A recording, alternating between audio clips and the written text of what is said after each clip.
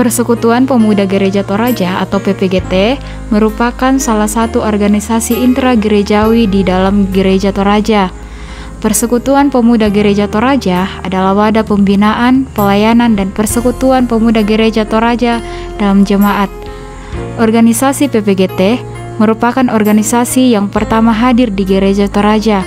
Organisasi ini tidak lahir dari persidangan-persidangan, akan tetapi lahir karena adanya tuntunan zaman pada saat itu.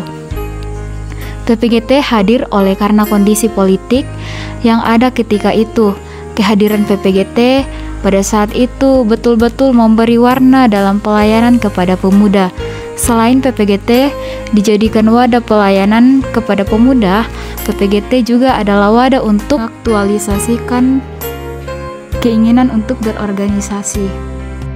Adapun sejarah terbentuknya PPGT, jika dilihat dari sudut pandang eklesiologi, PPGT lahir di Toraja pada baptisan 1 tahun 1913.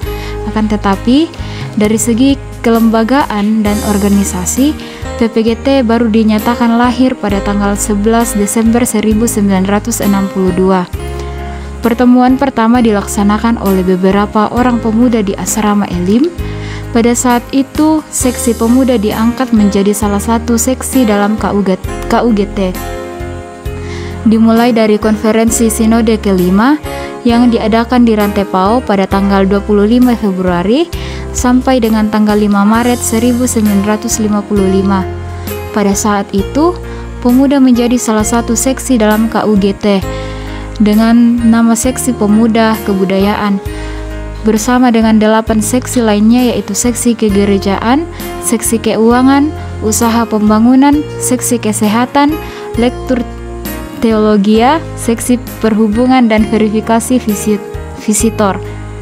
Nama Seksi Pemuda tetap ada sampai sinode kelima, diadakan di Makale dari tanggal 26 sampai 30 April 1959.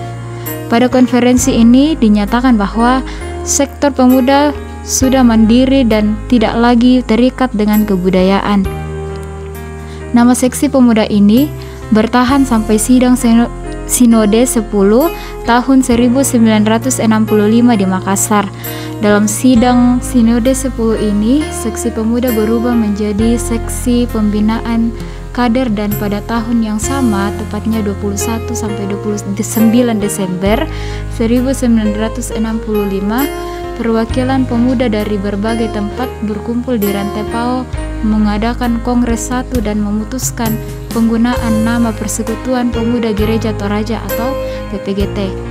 Pada sidang Sinode ke-15 tanggal 6 sampai 14 Mei 1978, struktur KUGT memperhitungkan keberadaan kaum awam dan OIG sebagai anggota KUGT. Struktur lengkap dari KUGT pada waktu itu terdiri atas ketua, sekretaris, dan bendahara. Kemudian wakil ketua dijabat oleh ketua wilayah 1-4 dan juga komisi-komisi yang terdiri atas Komisi Persekutuan Gereja Toraja, Tata Gereja Toraja, RAPB, dan verifikasi. Anggota terdiri dari wakil kaum awam dan organisasi intragerejawi. PPGT dari Kongres ke Kongres. Kongres pertama PPGT tanggal 21 sampai 29 Desember 1965 di Rantepao memutuskan penetapan seksi kepemudaan itu sebagai hari lahir PPGT. Kongres 1 PPGT yang berlangsung 9 hari ini memilih Pendeta Dr. Theodorus Kobong almarhum yang waktu itu berumur 24 tahun sebagai ketua umum dan sekaligus menjadi ketua umum pertama dalam sejarah PPGT.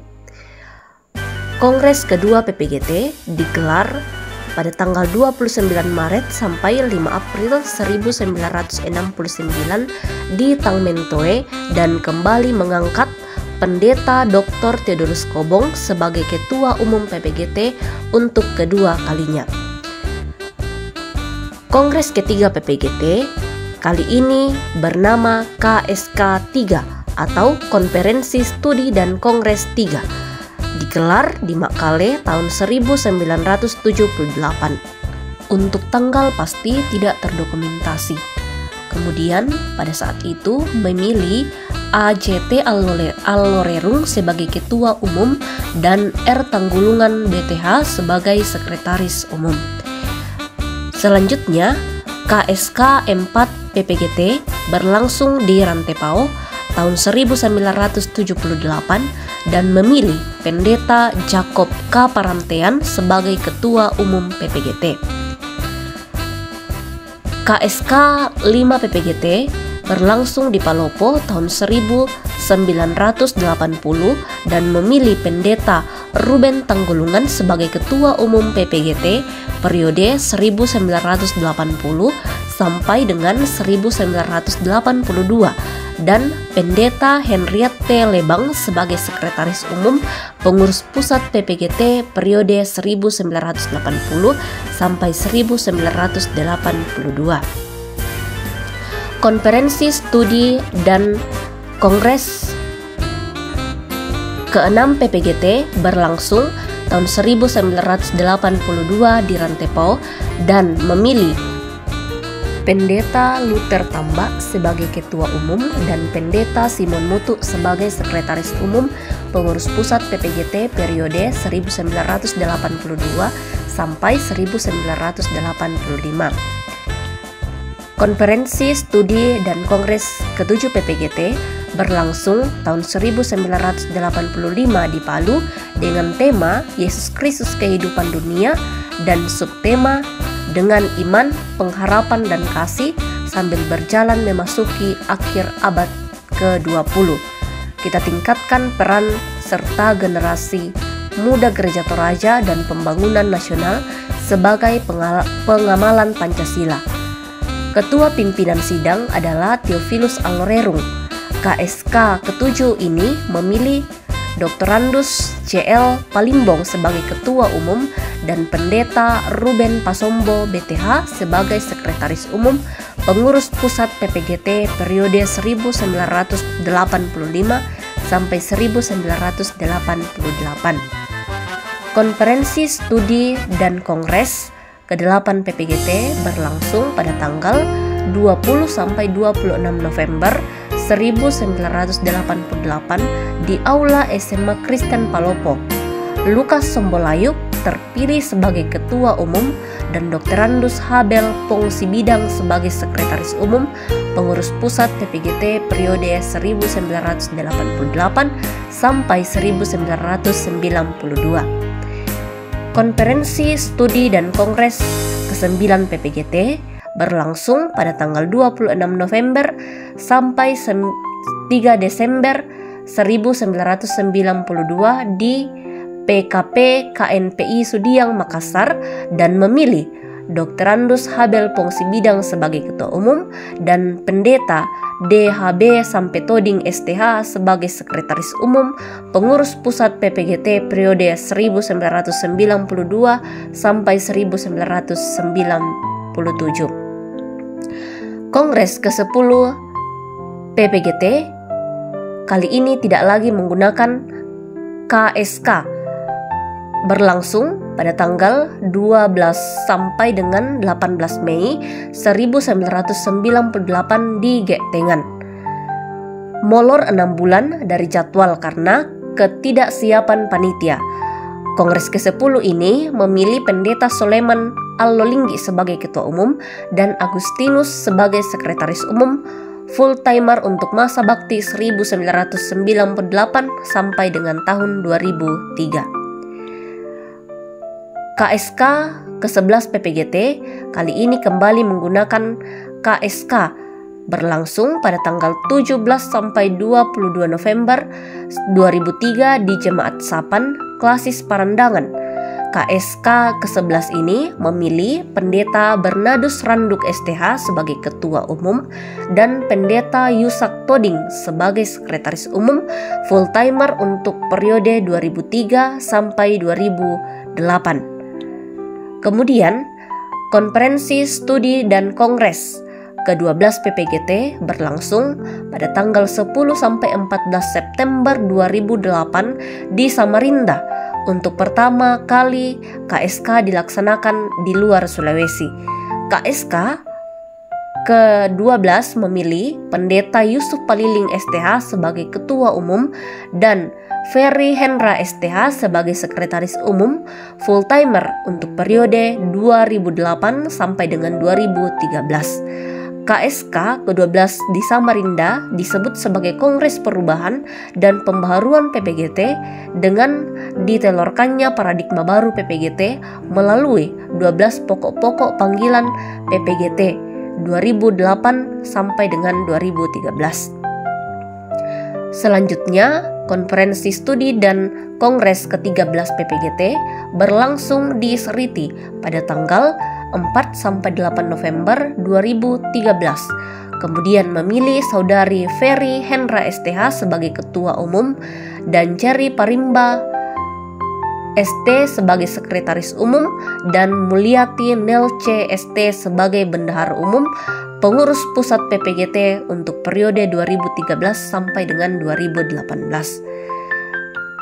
Konferensi Studi dan Kongres ke-14 PPGT berlangsung di Kasimpo pada tanggal 23 sampai 28 September 2018, memilih Penatua Cherry Parimba ST sebagai Ketua Umum, Penatua Paulus Pongdatu SPDK sebagai Sekretaris Umum, dan Yunike Gloria Pasa SE sebagai Bendahara Umum Pengurus Pusat PPGT periode 2018 sampai 2023. Kemudian kongres yang terakhir, Kongres ke-15 PPGT berlangsung di Tikala pada tanggal 25 sampai 29 September 2023, menetapkan Malvin SPD sebagai Ketua Umum, Alfrianto Tikurapa Pairunan ST sebagai Sekretaris Umum, dan Penatua Ima Panggalo SE sebagai Bendahara Umum Pengurus Pusat PPGT periode 2023 sampai 2028.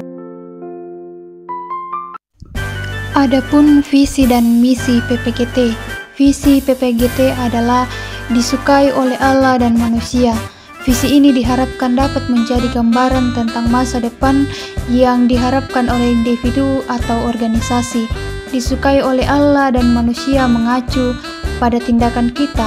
Ketika kita disukai oleh Allah dan manusia, berarti kita harus hidup di bawah perintah Allah, taat kepada Allah, berbuat baik kepada semua orang, termasuk diri sendiri, dan melakukan segala perintahnya, saling menghargai, hidup tolong-menolong, dan berlaku adil, tidak sombong, dan saling mengasihi. Misi PPGT. Misi PPGT adalah kader siap utus. Misi PPGT merupakan perwujudan dari visi PPGT. Dalam KBBI, kader berarti orang yang diharapkan akan memegang peran yang penting. Jadi kader siap utus adalah seorang yang sudah diperlengkapi dan siap untuk diutus baik secara mental dan karakter. Untuk dapat melangkah lebih pasti dalam pencapaian visi PPGT, maka kerangka proses pembentukan kader siap utus dirumuskan dalam 3 langkah yang disingkat 3M: memberdayakan, memperlengkapi, dan mengutus. Langkah-langkah ini dapat dijabarkan seperti berikut ini. Yang pertama, memberdayakan semua kader PPGT untuk memiliki kualitas persekutuan, kesaksian, dan pelayanan. Kedua, memperlengkapi para kader dengan format pengembangan kualitas persekutuan, kesaksian, dan pelayanan. Yang ketiga, mengutus kader ke tengah-tengah berbagai ladang pelayanan gereja, masyarakat, dan bangsa untuk menyatakan panggilannya. Ketiga, proses tersebut membentuk suatu proses kesatuan kader yang saling mendukung dan diharapkan setiap kader yang dihasilkan akan melalui semua proses tersebut.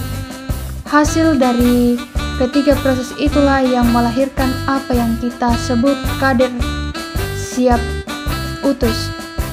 Siap utus diandaikan sebagai manusia yang telah diperlengkapi dengan kompetensi dan dalam dirinya Injil Kristus telah mengakar.